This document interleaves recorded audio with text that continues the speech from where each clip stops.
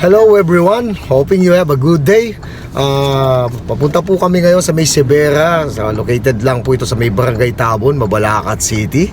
So, i-feature po namin today is yung Townhouse A na meron po 2 bedrooms, 1 bathroom at provision for carport. Yes. Saka po, samahan nyo po kami as we travel papunta doon. At para makita nyo din gaano po ito ka-accessible at gaano madali lang puntahan. Let's go!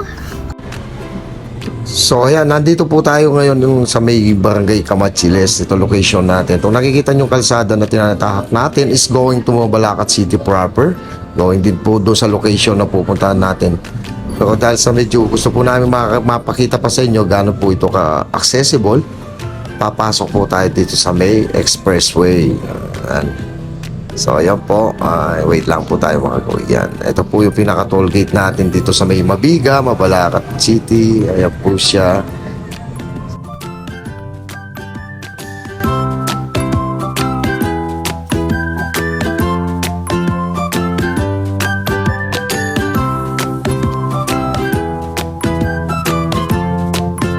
So ayan po, nasa loob na tayo ng expressway. So yung nakikita nyo po na straight na medyo paislant na left is going to Bataan and Subic o somewhere else there.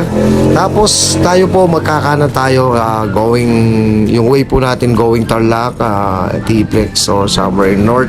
Pero tayo po mag-exit po tayo sa Bay Dolores exit, Mabalacat City, dahil nandun po yung location na pupuntahan natin. So from Mabiga to Dolores exit, nasa 5 minutes lang po tayo na travel natin hanggang doon sa location. At kung nakikipapansin nyo po, may nakikita kayong structure sa video na yan po yung railways para doon sa tren na ginagawa ng gobyerno natin for our future transportation na magagamit natin sa pinaka-accessible na paraan. Ang good news po niyan, 45 minutes lang po as per government na sabi nila from Clark City to Manila. So napaka-easy po, kaya napaka-good location kung mag-i-invest tayo dito. So yan po, tuloy-tuloy lang po tayo hanggang sa maka-exit.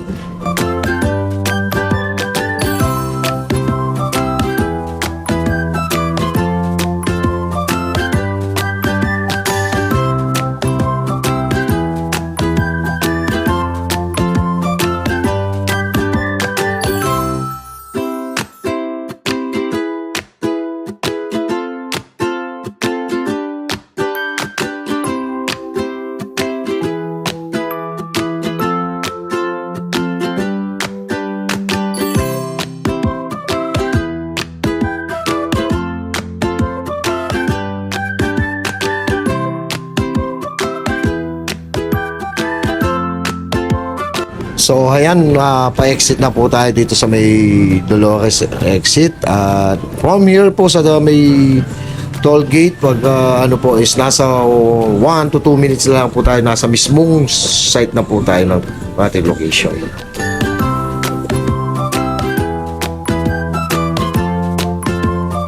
So ayan po, nakapag-exit na tayo. So pagdating po sa may dulo, kakanan po tayo pa MacArthur Highway. MacArthur Highway, yan din po yung daan kanina bago tayo pumasok ng expressway. Ayan po. At dito sa kanan po natin, kung makipapansin nyo dito sa dinadaanan natin, dyan po itatayo ang Ayala Techno Hub. O yan, napakaganda po ng location, di po ba?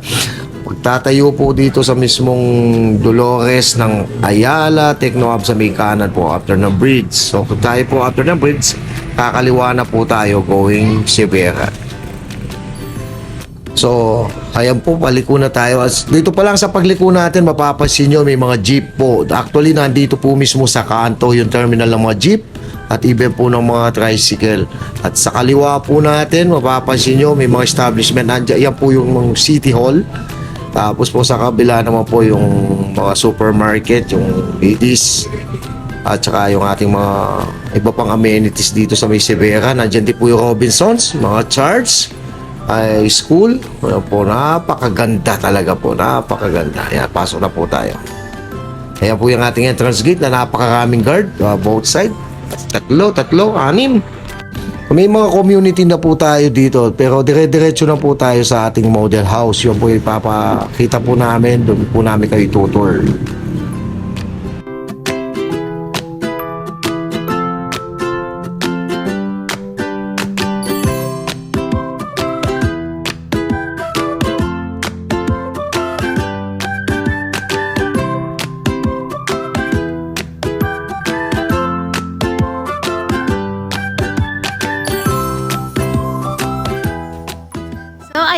nandito na po kami sa model house ng Townhouse A. So, itutur po kayo ni Sir Randy sa loob. Samahan po siya. Yes, samahan niyo po ako sa loob. By the way po, ang sukat po ng lupa nito is 45.50 square meter. At ang floor area po naman niya is 45.5 square meter. At meron po siyang provision for garage. Kaya po sa loob, sama kayo. So ito po yung sinasabi namin sa inyong provision for carport. Ang haba po nito is nasa 5 meters. So ibig sabihin, kasya po dito yung mga SUV. Kaya po,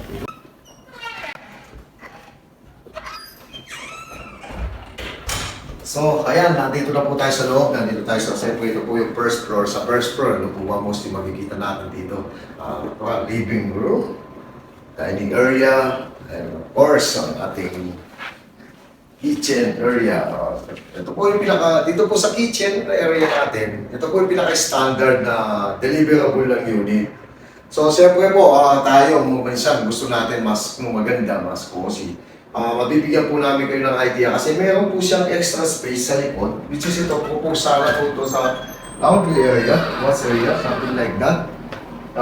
Ito pwede namang, siyempre kung gusto nyo pong maiba-iba ng konti yung unit nyo, pagka nasa inyo na siya, pwede nyo po siyang baguhin para mas gumanda. Dahil, kinabasan nyo po dito, ginawa nyo po countertop, dito nyo nilipat yung inyong sink, or either dito yung gas ring, sink, dito, tapos nandito sa part na to yung washing machine. Depende po sa inyo.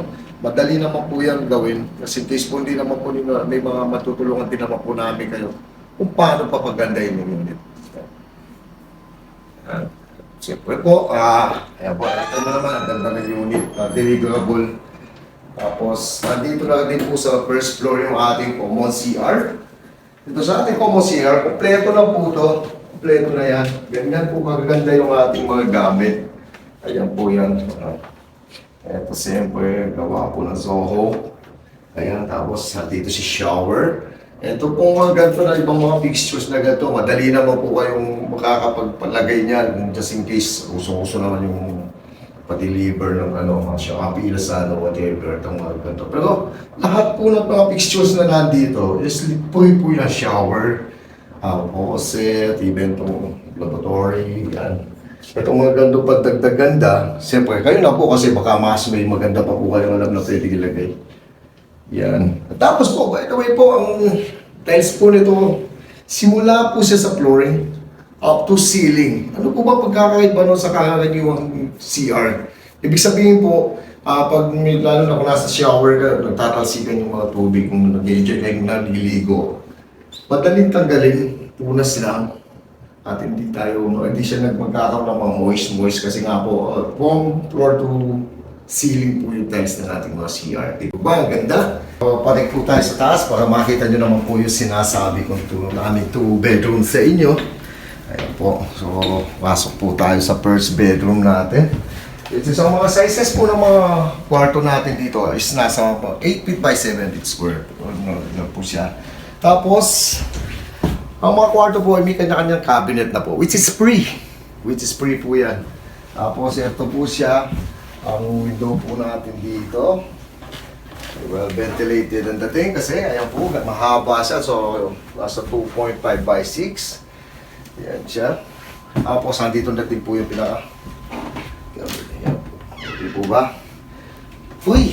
Uy na po to. So, ibig sabihin, pag pupunta nyo dito, ano lang ilalagay nyo sa kwarto nyo? Bed, damit. At yung mga kabubot na gusto nyo pa pong ilagay. So, napakaganda na nito pa sa atin. Ito naman, tawid po tayo sa kabila. Dito sa ginawa nilang to, ito yung ginawa nilang master's bedroom. Which is also naman dito, standard size po yung window natin dito. Yung naka-ventilation natin. Yan. Standard po yan, 3 by 4. Yan po yung pinaka-standard na window po natin. Tapos, naglagay po sila ng queen size bed. Which is siyempre dahil master's bedroom, siyempre queen size bed. Yan. Bawal mo po ba? Yan po, libre na din po ito. Libre na din po yung grabe na ito. Ayan po siya. Di po ba? So, kung titignan mo siya, dami mong na libre dahil fully finished na po yung bahay. Ibig sabihin, pag fully finished, dala ka na lang na gamit. Yun na yun. Nasa iyo na, kung gusto mo pa mas gumanda, nasa inyo na rin naman po yun. Pero, Ayun siya, talagang livable na po talaga yung property. So, kaya po, sana po na-enjoy nyo po yung panonood sa ating simpleng house tour. At sana po nagustuhan nyo po mismo yung kagandahan ng unit na pinakita namin sa inyo. Yes, so kung go mo din po na magkaroon ng bahay this 2024, tamang-tama po sa inyo ito dahil mga ready for occupancy po ang mga bahay dito. Kaya po, kung nagustuhan nyo po yung bahay at gusto nyo po magkaroon ng sariling ganito, send lang po kayo ng message sa amin at sesendan po namin kayo ng full details para matulungan po namin kayo. Okay, thank you po. So once again, this is Roslyn Basco and Kuya Randy Canilaw. yan, siya nagsasabi sa inyo, don't wait to buy real estate. Buy real estate and wait. Yes. God bless!